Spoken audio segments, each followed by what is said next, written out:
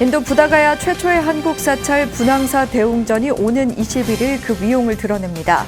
조계종 총무원장 원행 스님 등 4부대 중 150여 명이 참석해 역사적인 순간을 함께할 예정입니다. 한국종교인연대가 탄소 중립과 대북 인도적 지원 등 사회적인 역할에 기지개를 켜고 있습니다. 특히 사회적인 어젠다인 ESG를 종교적으로 해석해 실천을 견인해 나갈 예정입니다. 성보는 그 가치에 따라 문화재로 지정해 보존하고 있습니다. 역사, 학술, 장소적 가치를 조사해 연단위인 사적으로 지정해 문화유산으로서 가치를 높여야 한다는 주장이 나왔습니다. 동학사 승가대학 원장 일초 스님이 화엄경을 번역해 공부를 독려했습니다. 일초 스님은 모든 사람이 한 번만이라도 화엄경을 볼 수 있다면 얼마나 좋겠냐며 애정을 드러냈습니다. 초저출산 시대 육아에 대한 고민을 덜고 행복한 가정을 이끌어 나갈 수 있도록 도움을 주는 교육이 진행됩니다. 한마음과학원이 24일부터 행복한 부모 되기 교육을 무료로 운영합니다. 여러분 안녕하십니까? 5월 17일 화요일 BTN 뉴스 시작합니다. 첫 소식입니다. 인도 부다가야 최초의 한국 사찰 분황사 대웅전이 오는 21일 그 위용을 드러냅니다. 조계종 총무원장 원행 스님을 비롯해 스님과 불자 150여 4부대 중이 부다가야 현지 기공식에 참석해 역사적인 순간을 함께할 예정인데요. 보건소와 수행관 불사를 잇따라 이어가며 한국 불교 세계화를 위한 교두보와 순례자 참배 공간, 지역민과 함께하는 복합시설로 역할을 하게 됩니다. 이은하 기자가 보도합니다. 부처님 성도지 인도 부다가야 최초의 한국 사찰, 향후 한국 불교 세계화와 순례자들의 참배 공간이 될 분황사가 그 모습을 드러냅니다.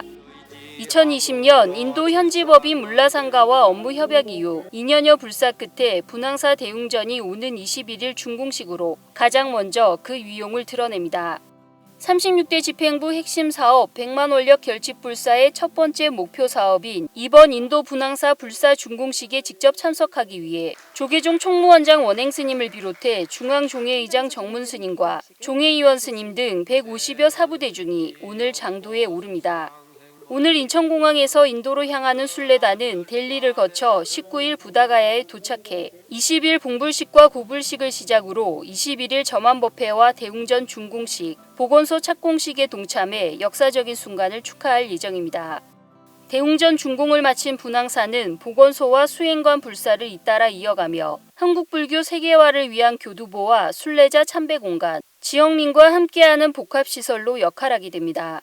한편 준공식에 참석한 순례단은 법화경 설법지 영축상과 중림정사, 나란다 대학터 등 불교 유적을 순례하고 24일 인천공항을 통해 귀국할 예정입니다. BTN 뉴스 이은하입니다. 미래 한국불교 중흥과 종단 발전을 위한 100만 원력 결집 불사에 4부대 중의 정성이 모이고 있습니다.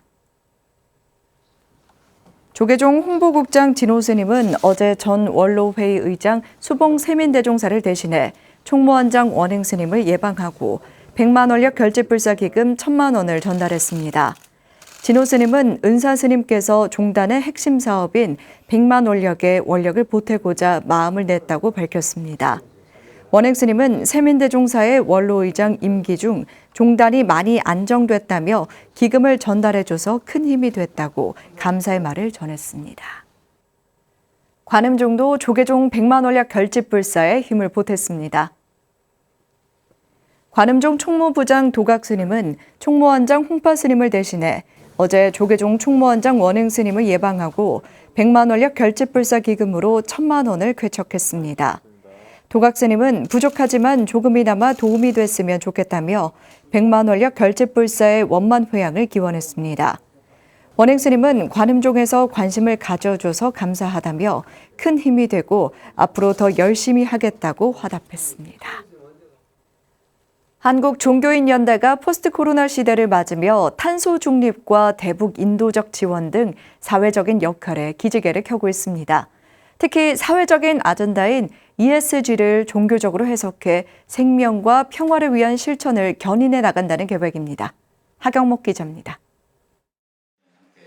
불교와 천주교, 개신교와 원불교 등 7대 종교 지도자들이 연대해 2000년 창립한 URI 코리아, 즉 한국종교인연대가 23주년을 맞았습니다. 한국종교인연대는 어제 오전 천태종 서울 관문사에서 23주년 기념식과 2022년 상반기 임원회의를 개최하고 포스트 코로나를 맞으며 주요 의제를 논의했습니다. 자유는 만유의 생명이고 평화는 인류의 행복이다. 저희 종교인들이 해야 할 그런 과제가 아닌가 생각이 됩니다. 그래서 이 문제에 대해서 더더욱 이렇게 다 같이 다 함께 이렇게 공참해서 한국 종교 지도자들이 연대하는 회의인 만큼 선언적인 구호보다 실천적인 활동과 캠페인을 펼칠 계획입니다. 2050 탄소 중립에 전문가와 산업계 위주로 참여했던 거버넌스의 범위를 종교계까지 확대해 일상 곳곳에서 탄소 중립을 위한 변화를 경험할 수 있도록 각 종교계 내 참여를 적극 이끌어낼 예정입니다. 이를 위해 청년 서포터즈를 운영해 지속 가능한 실천 활동들을 도모하고 확대해 나가자는 데 의견을 같이 했습니다.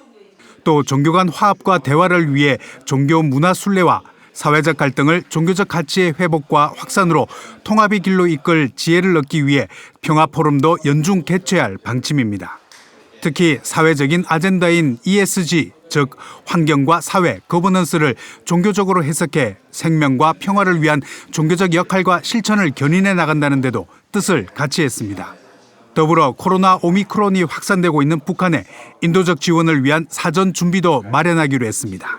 이러한 모임이 이제 앞으로도 활성화되어서 대사회적으로 다종교 다문화 시대에 이렇게 상생과 공존이 얼마나 소중한가. 또 이 코로나 시기에 또 자연 환경 문제도 매우 중요하다.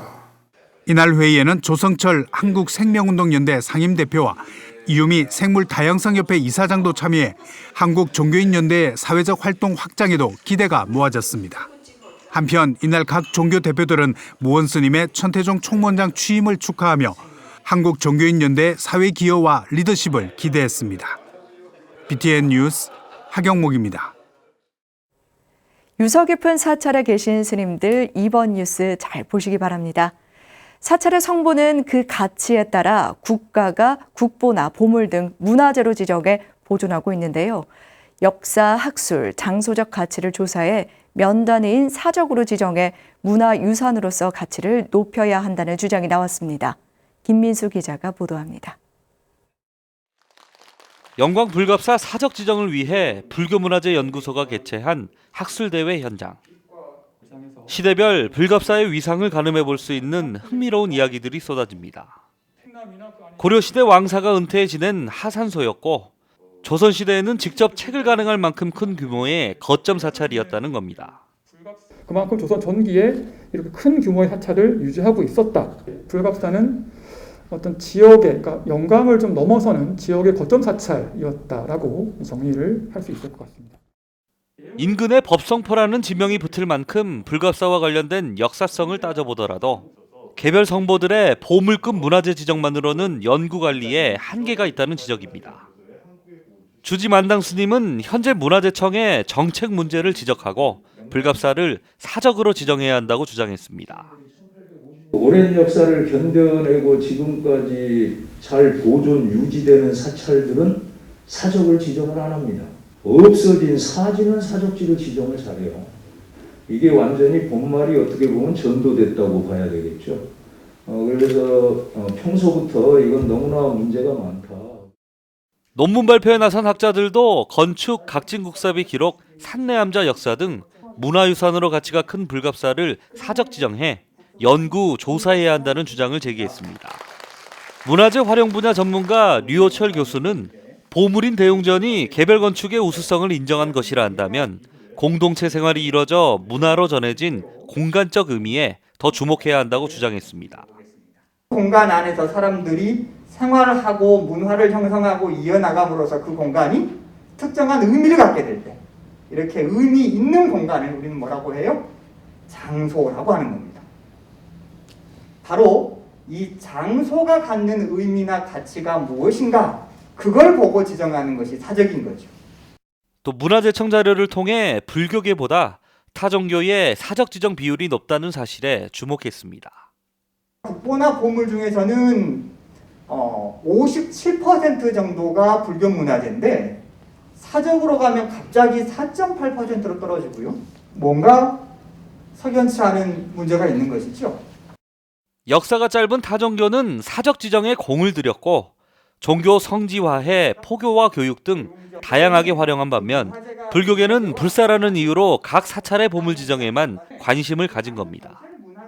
이번 연구 결과를 토대로 사찰의 사적 지정과 다양한 활용 방법에 대한 고민이 필요해 보입니다. BTN 뉴스 김민수입니다. 동학사 승가대학 원장 일초 스님이 대방광불 화엄경을 번역해 후학들의 공부를 독려했습니다. 화엄경을 통해 발심 출가했다는 일초 스님은 모든 사람이 한 번만이라도 화엄경을 볼 수 있다면 얼마나 좋겠냐며 남다른 애정을 드러냈습니다. 정준호 기자입니다.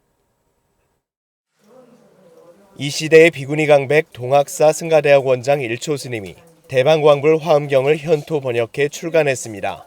일초 스님은 실찬 안타가 7세기 말 한역한 신역 화엄경은 모두 80권 39품으로 돼 있어 그 양이 방대했지만 후학들이 화엄경을 공부하는 데 조금이나마 도움이 되길 바라는 마음으로 완역할 수 있었다고 밝혔습니다. 부처님의 뜻과 어떻게 수행을 해야 되며 수행하는 마음가짐 이런 것들이 모두 하나로 압축되어 있기 때문에 화엄경이 꼭 필요하다고 생각했습니다.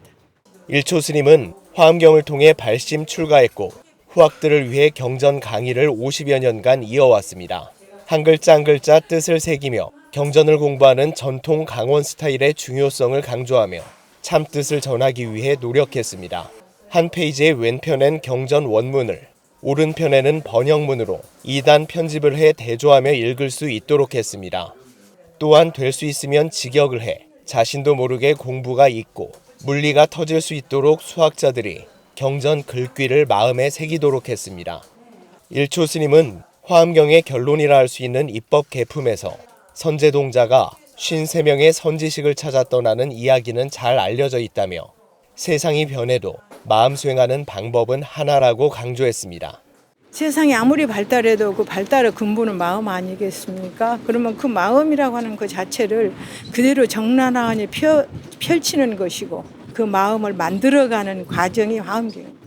일초 스님은 책 출간을 기념해 오는 6월 14일 동학사에서 동학사 승가대학 화엄학림과 문화 제자들과 함께 출판 봉정식을 진행한다고 밝혔습니다. BTN 뉴스 정준호입니다.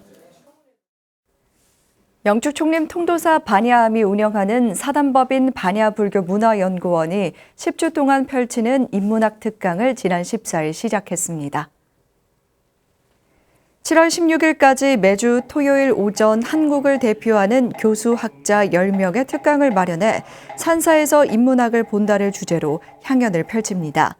원장 지한 스님은 비대면 시대의 답답함을 벗어나 빼어난 경관을 가진 산사에서 인문학으로 삶의 지혜를 배우는 귀한 자리를 마련했다며 적극적인 동참을 권했습니다. 첫날 특강은 동의대 강경구 교수가 서유기에 담긴 거짓 속 진실 이야기로 시작해 이거룡 교수의 인도 수행 전통, 박찬국 교수의 사는 게 고통일 때 쇼팽하우어 등 매주 흥미진진한 이야기들로 채워집니다. 지난해 코로나19 확산으로 포살 법회 없이 결계 신고만 진행한 조계종이 올해 하한거 포살을 시행합니다. 조계종은 최근 공식 홈페이지에 불기 2566년 하한거 포살 일정을 공고했습니다. 포살은 직할교구를 포함한 전국 교구본사와 동국대, 중앙승가대에서 진행되며 정확한 일정과 시간은 각 교구본사에 확인하도록 안내했습니다. 포살은 율장 정신과 법령에 따라 조계종 스님이라면 하한거와 동한거 기간 한 차례 이상 참여해야 합니다. 승납 40년 이상, 입원 중인 스님, 해외 포교 또는 군 복무 중인 스님은 의무에서 제외되지만 결계 신고는 반드시 마쳐야 합니다. 초저출생 시대 육아에 대한 고민을 덜고 행복한 가정을 이끌어갈 수 있도록 도움을 주는 교육이 진행됩니다.